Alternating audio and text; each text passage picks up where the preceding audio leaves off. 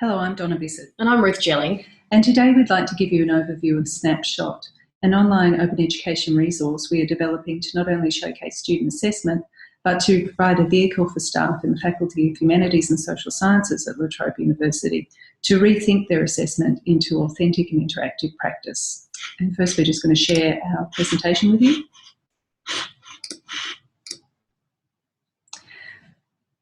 So the idea for the journal sprung from a number of issues, events and people. First, some issues. Students in the Faculty of Humanities and Social Sciences overwhelmingly participate in text-based assessment, and in the course of their undergraduate study may produce over 90,000 words that is generally never seen by anyone except their tutors. Also, there was resistance by staff in the faculty to re-evaluate their assessment practice, mostly due to lack of time and lack of knowledge of a starting place. Last year, Ruth and I were also involved in the Open Education Working Group at La Trobe, which meant that open education practices were top of mind, and specifically the authentic and collaborative assessment potential of OEP. Not to mention the window into undergraduate work that open assessment can provide for potential students who may not have much of a picture of what sort of work they will be expected to produce at university. There were also some more adventurous academic staff, Ruth Ford and Hugh Davies, who were beginning to experiment with public blogs as assessment and had some great initial results in terms of engagement with assessment tasks and anecdotally improved quality of assessment and completion rates. I was also aware of an independent journal using open journal software that was being hosted by our library.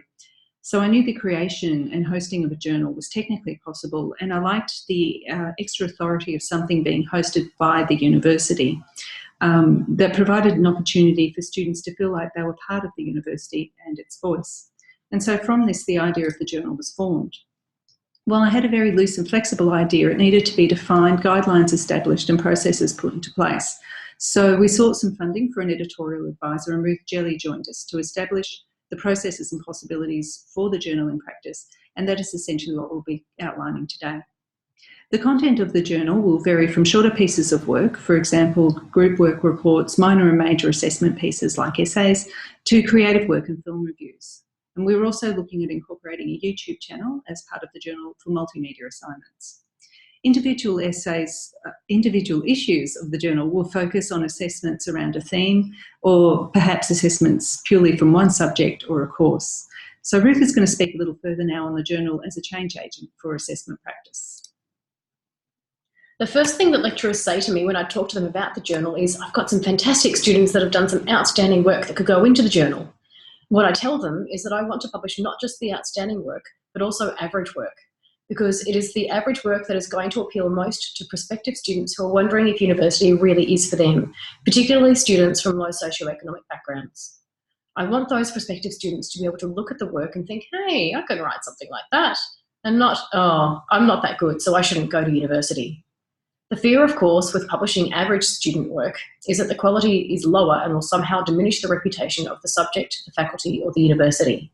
But average work, C-graded work, should still be acceptable or adequate quality. Research by Marcia Devlin shows that students from low socioeconomic backgrounds often don't have much experience with essay writing or a wide variety of writing styles. So we've set up a process where student work that contains great ideas or a unique perspective but lacks a little in structure or grammatical form can be developed further with our student learning advisors to bring it up to a higher standard for publication. So when you take a closer look at what we're trying to instigate through the journal, you can see there is opportunity to make use of a range of pedagogical tools to provide appropriate support and develop good assessment practices. For example, the opportunity for formative assessment, allowing an idea to be developed through a number of related assessment pieces throughout a semester, and connecting students to learning support services. The key to student engagement is the human element, so connection to services, peers and academics is important for improving student retention rates. There are a range of other options that we hope will develop as the project progresses, such as the incorporation of peer feedback activities in assisting the development and selection of work to go into the journal, or perhaps more engaging group work projects. We're also exploring how the processes of the journal, such as editing, proofreading and graphic design, can be incorporated into other subjects as authentic learning activities. This obviously requires a fair amount of coordination with lecturers. But what we're bearing in mind is that research shows that students from low socioeconomic backgrounds in particular, are unable to dedicate additional time, i.e. volunteer time, to make this sort of work happen. So incorporating this work into existing subjects gives more students a chance to gain this experience. We're also interested to see if the additional incentive of publication lifts the quality of work for all students, particularly if they're all given equal opportunity to be included in the journal.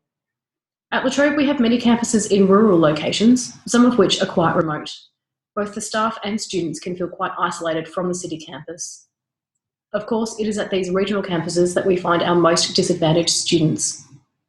We're keen to make valuable connections with and among these campuses and provide an opportunity for their voices to be heard and shared with the wider community. So far, the feedback from students and staff has been positive. Regional students have expressed surprise that we wanted to hear their voice, and staff too have been positive about the creation of the journal and its potential.